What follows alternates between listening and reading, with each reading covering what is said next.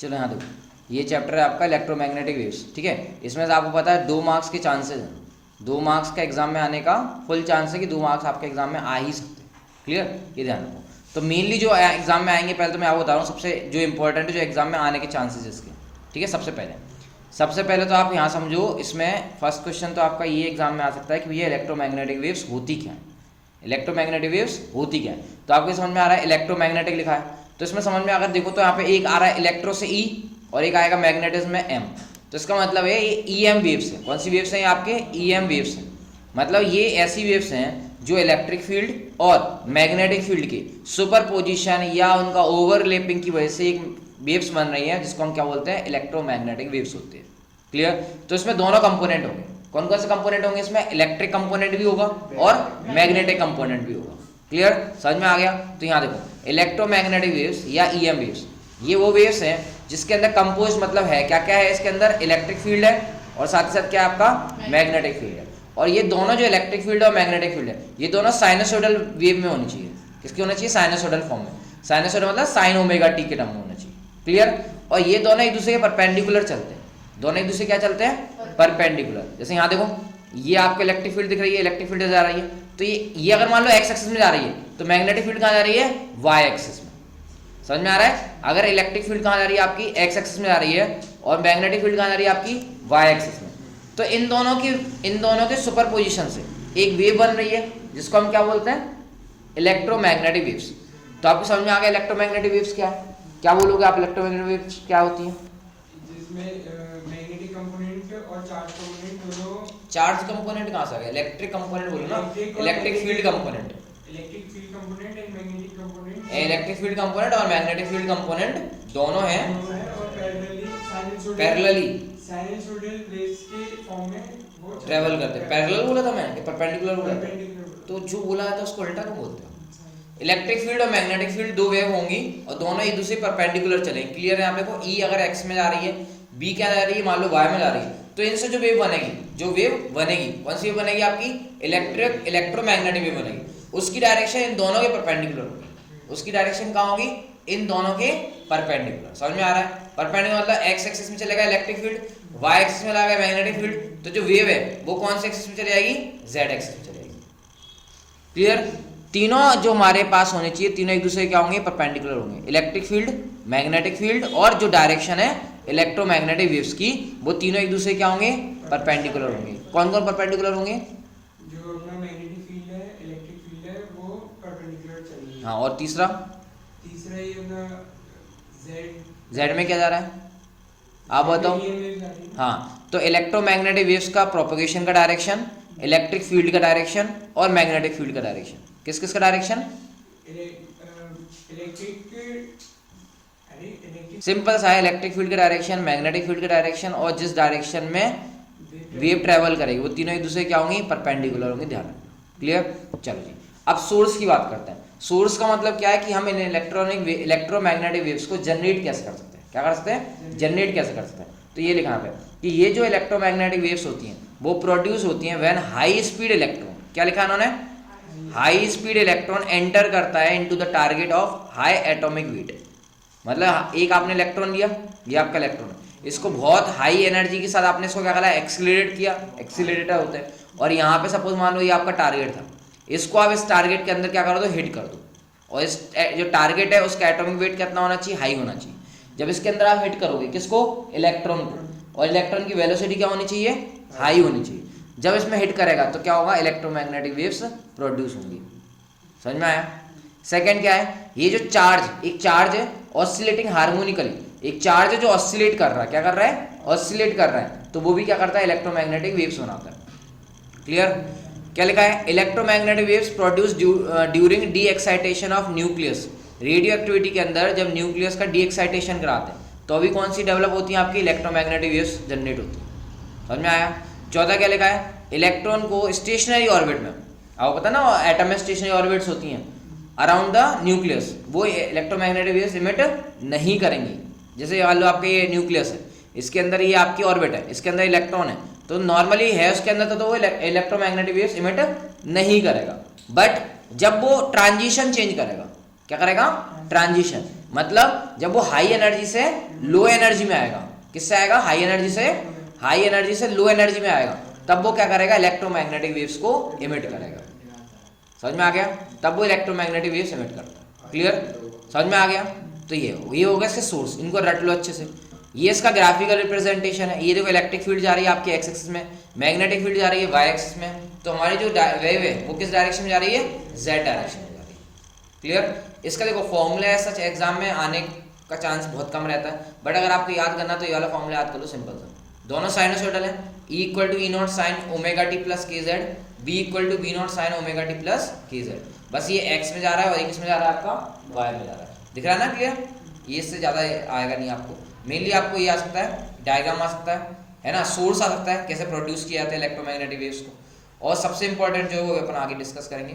इसके बाद है कैरेक्टरिस्टिक्स। इलेक्ट्रोमैग्नेटिक वेव्स जो आपने बना ली उसकी क्या क्वालिटीज़ हैं, है क्या नहीं? जैसे इंसान की होती हैं, इंसान की कुछ क्वालिटीज़ होती हैं, जैसे इंसान चालाकी करेगा ही करेगा, ऐसे इलेक्ट्रोमैग्नेटिक वेव्स की कुछ प्रॉपर्टीज़ होंगी, कुछ कैरेक्टरिस्टिक्स होंगी। क्या? पहला, these waves do not require any material medium for propagation. इनको ट्रैवल करने के लिए कोई भी मीडियम का रिक्वायरमेंट नहीं होता।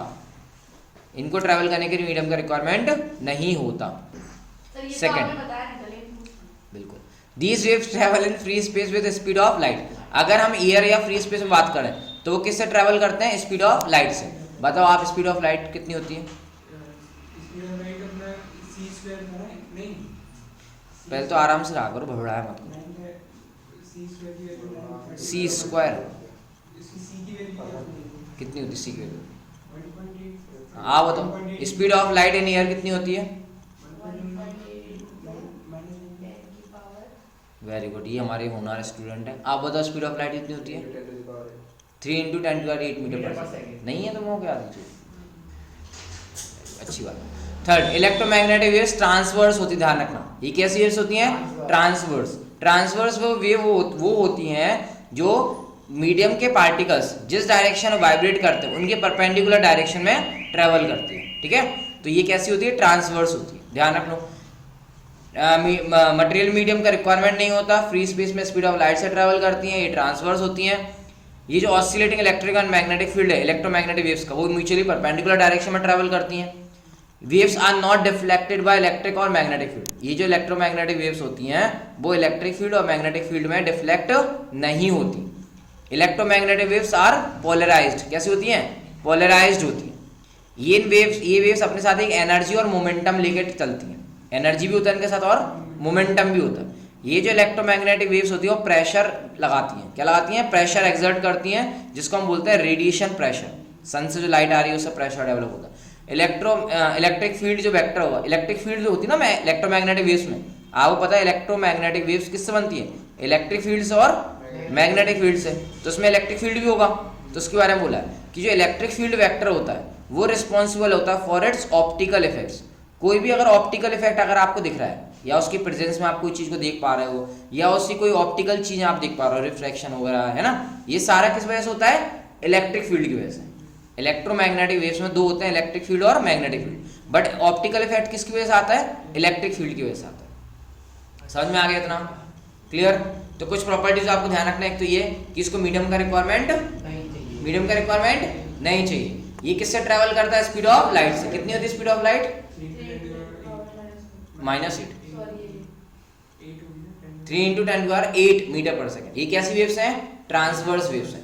इलेक्ट्रिक वेक्टर और मैग्नेटिक फील्ड वेक्टर दोनों एक दूसरे पर परपेंडिकुलर होते हैं। क्लियर? ये इलेक्ट्रिक फील्ड मैग्नेटिक फील्ड में डिफ्लेक्ट नहीं होती, ये पोलराइज्ड होती है। इनके साथ एनर्जी और मोमेंटम लेके चलती है। ये एक प्रेशर एक्सर्ट करती है, इसका रेडिएशन प्रेशर कहते हैं। ये जो इलेक्ट्रिक फील्ड वेक्टर है उसकी वजह से हमें ऑप्टिकल इफेक्ट को देखने को मिलता है। डन? अब आता है ये स्पेक्ट्रम। ये स्पेक्ट्रम की अगर बात करें, ये स्पेक्ट्रम बहुत इंपॉर्टेंट है। इस स्पेक्ट्रम में आपको ये सारी वैल्यूज और ये वाली सारी वैल्यूज याद करने का रिक्वायरमेंट नहीं है। क्या रिक्वायरमेंट है वो समझो। इसमें पहले तो वेव्स के नाम सुनो। ये गामा, फिर एक्स रेज, फिर अल्ट्रावायलेट, फिर विजिबल। विजिबल में आपको पता है विवग्योर होता है, ये विजिबल में दे रखा है विवग्योर पूरा। फिर इंफ्रारेड, फिर माइक्रो, फिर शॉर्ट रेडियो, फिर टेलीविजन एंड FM रेडियो, फिर AM रेडियो, और फिर आपसे लॉन्ग रेडियो। नाम समझ में आ रहा है? गामा याद करो, gamma, X rays, ultraviolet, visible, infrared, micro, short radio, FM, AM और लॉन्ग रेडियो, इन सबको मिला के अपन सिंपल सा रेडियो भी बोल सकते हैं। ठीक है, गामा हो गई एक, दूसरी हो गई एक्सरे, तीसरा हो गया अल्ट्रावायलेट, चौथा हो गया विजिबल, पांचवा हो गया इंफ्रारेड, छठा हो गया माइक्रोवेव्स और सातवां हो गया रेडियो। और रेडियो का अगर आप अलग करोगे तो ये आ जाएगा। तो टोटल कितनी वेव्स हो गई आपके पास? 7 हो गई। अब इनको आपको एग्जाम में अगर आता है तो एग्जाम में वो ये पूछ लेते हैं कि इनको अरेंज करो। इनको क्या करो? अरेंज करो। कोई भी एग्जाम्पल में नाम लेता हूँ, जैसे मान लो गामा दे दिया, आपको रेड दे दिया, और आपको सपोज मान लो एक माइक्रोवेव्स दे दी, और मान लो एक्सरे दे दी, ये 4 दे दिया आपको। ठीक है, अब आपसे वो पूछेंगे कि इनको फ्रीक्वेंसी के इंक्रीजिंग ऑर्डर में अरेंज करो। फ्रीक्वेंसी कौन सा ऑर्डर में अरेंज करो? इनको इंक्रीजिंग ऑर्डर में अरेंज करो। मतलब सबसे पहले किसकी आएगी फ्रीक्वेंसी? सबसे पहले फ्रीक्वेंसी किसकी आएगी? जिसकी फ्रीक्वेंसी सबसे कम है। इंक्रीजिंग का मतलब क्या होता है? असेंडिंग। फ्रीक्वेंसी इंक्रीज हो रही है तो इंक्रीज एकदम से हो जाएगी या धीरे धीरे इंक्रीज होगी? तो सबसे पहले किसको लिखोगे आप? जिसकी फ्रीक्वेंसी सबसे कम है। तो देखो फ्रीक्वेंसी सबसे कम किसकी है? सबसे फ्रीक्वेंसी कम किसकी आ रही है? रेड की आ रही है, रेडियो की आ रही है। बट मैंने आर को रेड लिखा था, रेडियो नहीं लिखा था। आर मतलब यहाँ पे रेड है। तो सबसे कम फ्रीक्वेंसी किसकी है? रेड की। देखो दिख रहा है आपको ये रेड, ये रेड है। ये देखो यहाँ पे आ रहा है फ्रीक्वेंसी 10⁻23 था, धीरे धीरे आते आते यहाँ पे आ रहा है ना। तो नहीं, रेड की क्यों आएगी? सबसे पहले आपका ये आएगा ना माइक्रो। सबसे पहले क्या आएगा? माइक्रो, क्योंकि माइक्रोवेव्स की फ्रीक्वेंसी ऑलमोस्ट कितनी हो रही है आपकी?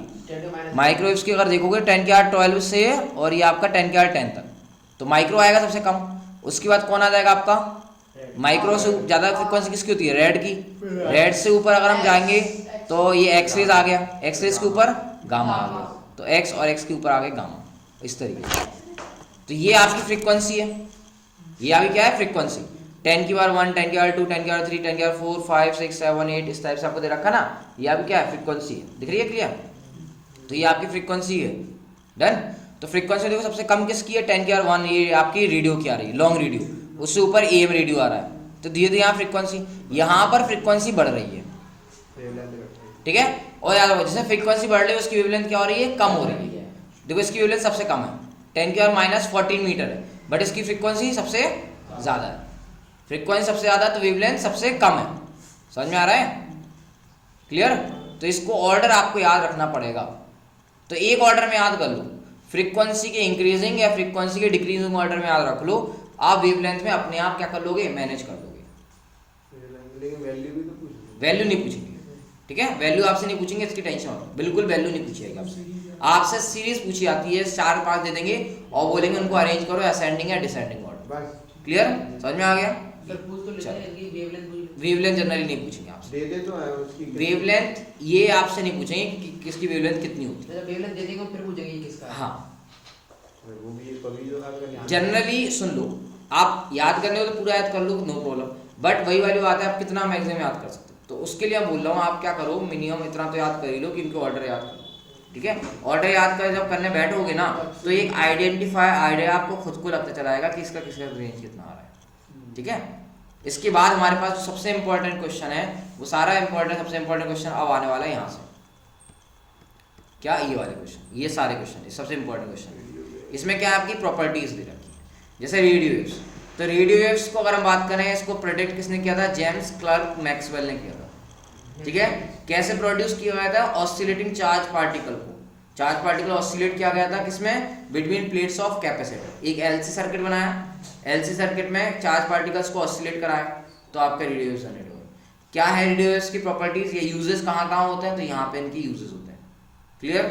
ऐसे आपके माइक्रोवेव्स आ गया, ये फिर आपके इंफ्रारेड आ गए, ये सारे आपके इंपॉर्टेंट हैं। सारे जितने भी हमारे पास यहाँ पे वेव्स हैं, विजिबल हो गया, इंफ्रारेड हो गया आपका, ठीक है, ये आपका एक्सरेज हो गया, ये आपका गामा हो गया, इन सब की प्रॉपर्टीज आपको अच्छे से याद करनी है। और इसके बाद ये क्या है? ये आपका है production and detection of different types of electromagnetic waves. मतलब प्रोड्यूस कैसे किया आपने इनको और आपने इनको डिटेक्ट कैसे किया। ठीक है, तो यहाँ अगर वो वाले से स्पेक्ट्रम वाले में अगर आपको कंफ्यूजन हो रहा है तो इससे आप याद कर लेना, इससे आपको ईजिली समझ में आ जाएगा। जैसे यहाँ वेवलेंथ देखो, रेडियो वेव्स की वेवलेंथ कितनी होती है? Greater than 0.1 metre. माइक्रोवेव्स की 0.1 मीटर से 1 मिलीमीटर। और इंफ्रारेड की 1 मिलीमीटर से 700 नैनोमीटर। तो धीरे धीरे वेवलेंथ क्या हो रही है, कम हो रही है, बढ़ रही है, कम हो रही है। नैनोमीटर में चले गए, पहले मिलीमीटर में थे, फिर नैनोमीटर में, फिर मिलीमीटर में। तो धीरे धीरे वेवलेंथ क्या हो रही है, कम हो रही है। तो सबसे कम वेवलेंथ किसकी है, गामा की। गामा रेस की वेवलेंथ कितनी है, 10⁻³ नैनोमीटर, तो सबसे कम है।